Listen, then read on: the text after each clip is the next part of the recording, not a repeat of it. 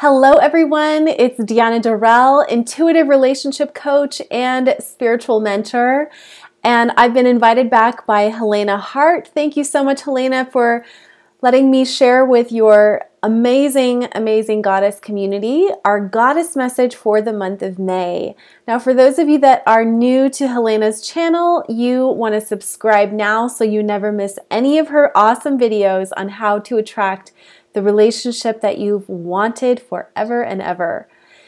All right, so how do we do goddess messages? I am going to share 4 cards for each of the weeks in May, and I'm going to pull an extra one because we have 5 weeks in the month of May. And as I'm pulling these cards for everyone in all time zones, there are going to be keywords, themes for each week. So you're going to want to write them down. If you want to pause the video and really look at the card and get your own insights, maybe you have a specific relationship question and you can ask, what does this card mean for me specifically?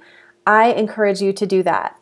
You want to stay until the end because I have something special that I haven't offered before for Helena's subscribers to help you trust your intuition and really call in that divine support so that you stop doing it all yourself, stop going into your head, and stop attracting relationships that are not what you want. Sound good?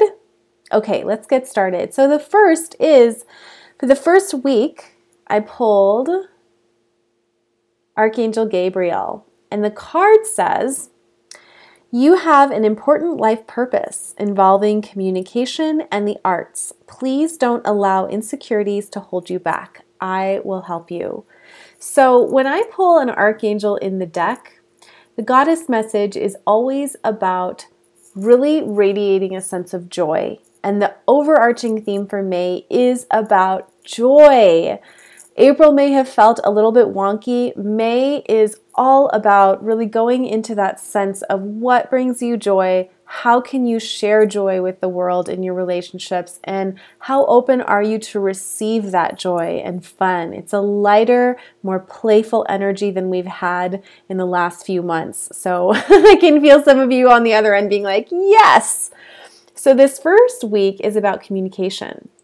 For those of you that are single, this is a beautiful time to reach out to the person that you've been, dating for like 1 or 2 dates, to confirm date number 2 and 3, and just to get creative with your communication. So instead of freaking out about why he's not calling you, right? Maybe stay open to other ways that he can connect with you. Maybe it's over email, or maybe it's through some other means. Maybe you even decide to meet in person. There's so many different ways that this can come out. For those of you that are coupled up already, it is about mixing things up in the way you communicate with each other. So I had an example client, right, that's married, and always without fail, her husband would call her at 5 p.m. when he got off from work, and she was never able to answer the phone at that particular time,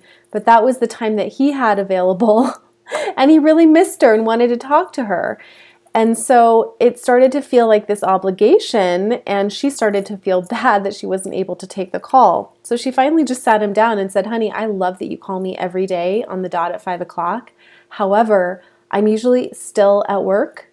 So is there any way that we can play with, maybe you leave a message 2 days this week for me and we see each other at home, or send me a fun text during the day on your lunch break when I'm actually able to respond. And they just kind of got out of this rut. So Gabriel is great. She's known as the messenger angel.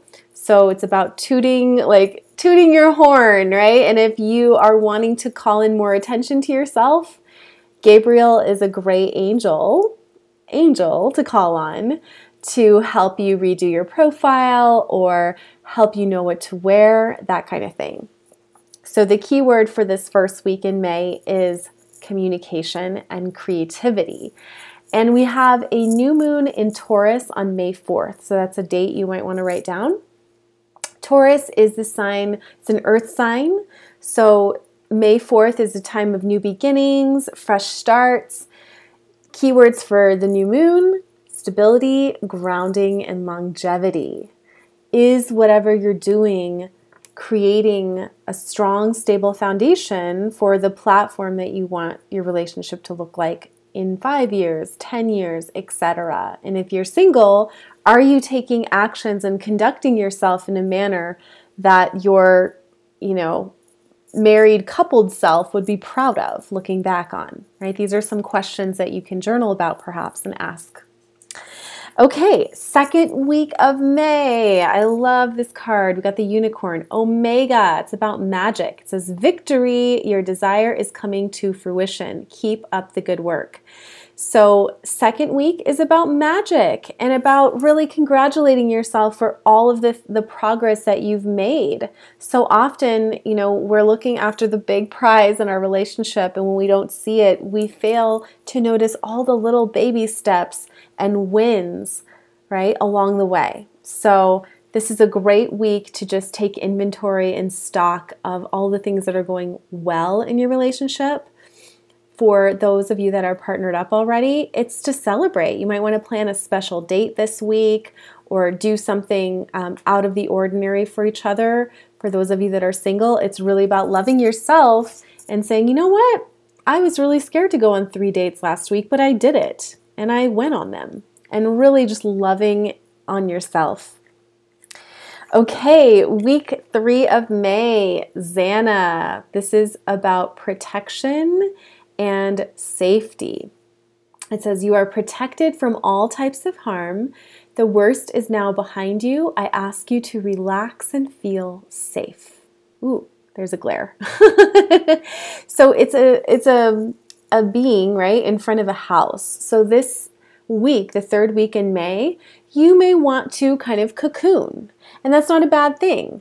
But this is reminding you that if there are patterns that are popping up in your life, it's not bad. It's just showing you how far you've grown. So an example would be, let's say someone from your past comes back and you wonder if that's a sign that you should get back together. Not necessarily. It may just be to show you how much you've grown, right? Maybe there's something that was left unsaid that you need to patch up, but this is saying you're safe. You're safe to go in whatever direction you want and you're supported. And because it's in front of the house, it's also about coming home to yourself. So you may want to do something really nice to welcome love in or increase love in the home. I do practice the art of space clearing, and I share with my clients all the time techniques that you can do to enhance your living space. Perhaps that's a future video, Helena. But really quick, couple things you can do are make sure that you have things in pairs around your house. So, do you have 2 candles? Do you have 2 nightstands? That kind of thing. The pairs invites the relationship in. So just ask your home, what are you trying to tell me? What will make me feel more secure in my relationship right now? Maybe you need to let some items go, take them to Goodwill, or bring some items in to balance it out. And then the 4th week, Akasha. I love this card. So it's a beautiful, beautiful guide, right? Just out in under the moonlight. And we have, I forgot to mention, the full moon on May 18th in Scorpio. So it's about sex and intimacy and secrets and really digging deep and going into like deep excavation with your partner or with yourself and saying, what is it that I'm hiding? What is it that I need to show more of? And as you do it, you experience a sense of, again, the key word and theme, joy. But in this 4th week, it is about calling you into yourself. Akasha is about spirit. It's about going into the places that feel where you can trust yourself more. And as a starting place, you may want to ask yourself, well, where have I betrayed my own trust? Where did I not trust my intuition where I should have? Okay? And know that you can call on this beautiful guide, Akasha, just like you would a friend. And say, you know what, if there's something I need to see, help me know what it is. If there's something I need to change, help me just start taking action on that. Or if I'm good, help me feel safe and secure in knowing that I'm doing a good job. All right, the mystery card. I'm going to pull it right now for the last week in May. What do we all need to know? Oh, Indriel. Indriel is the quintessential lightworker card. And what this means is as we finish out the month, right, you've been playing, you've been digging deep, but also really loving on yourself, loving on the people in your lives, we get to be of service. So it's about being of service to another person, to an organization, to a cause that you really enjoy, and sharing all the love that you feel for yourself and radiating it out to the world. So the card says, you are a light worker. Spirit needs you to shine your divine light and love like an angel upon the earth and all of its inhabitants. All right, so let's go over those again. Week 1, communication. Week 2 is celebrate the small as well as the big wins. Week 3 is about safety and getting your nest, your home, feeling really loving and yummy. And week 4 is about digging deep into your spiritual side, looking at where you need to trust yourself. And finally, Indriel, so that you can share that love with the world. Thank you guys so much for watching. I know this is a bit of a longer video, but the gift that I have for all of you is a PDF called Angel to the Rescue. One thing that clients ask me over and over again is, in a pinch, which angel or goddess can I call on to help me with, my relationship communication, or a job interview that's coming up, or this pain that I'm feeling in my back. Okay, so this is a quick guide. You can print it out and keep it in your purse, or take a picture of it and keep it in your iPhone pictures to help you really get that angels and goddess support. If you'd like to do that, the first comment has the link that you need to go to download it, and I just send you blessings, love, and so much good energy for a wonderful, wonderful May.